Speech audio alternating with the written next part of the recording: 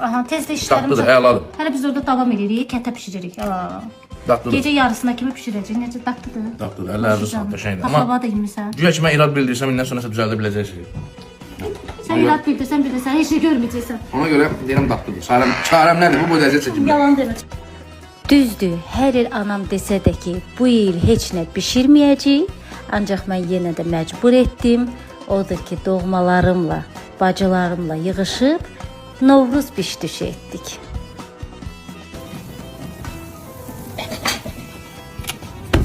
Gecə yarısına kimi zəhmət çəksək də buna dəyərdi. Çünki həm şəkərbura, həm paxlava, mutaki, kətə hamısını çatdırıb pişirdik. Bu arada Gündüz xanıma da təşəkkür edirik. O da bizimlə birlikdə zəhmət çəkdi. Bərəkətli olsun, huzurlu olsun. Allah xalqımıza can sağlığı versin. Həmişə gözəl bayramlar olsun. Ən sevdiyim bayramdır mənim. Deyəcəkdim şəkərbura paxlava bayramı. Novruz bayramı. Ən sevdiyim bayramdır. Hamının imkanı olsun düşünüyorum. Elə bir ki, yolcuq bax belə, belə. Havası Nurayı öyrətsin.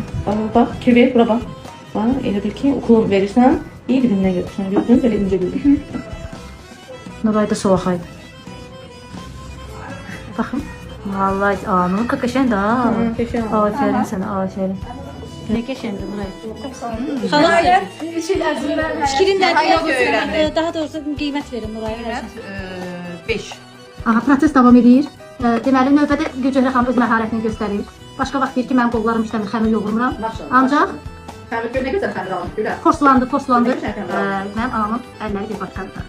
Bularımız bəzənir, bunlar hazırlanır. İşləyin qızlar, işləyin. Aha, Sübhan da öyrənir. Niyə öyrənirsən onu da bilmirəm Sübhan. Kimin üçün pişirəcəksən? Hə? Xanımlar işləyib sən geyirsən. Allah qəbul etsin. Sağ ol, Sübhan. Çox sağ ol.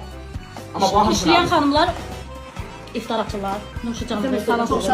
Allah ruzunuzu bol eləsin. Həmişə belə qəşəng pişirəsiz, düşürəsiz. Süfrəniz bol olsun. Amin. Ruzi bərəkətimiz bol olsun. Əlləriniz var olsun.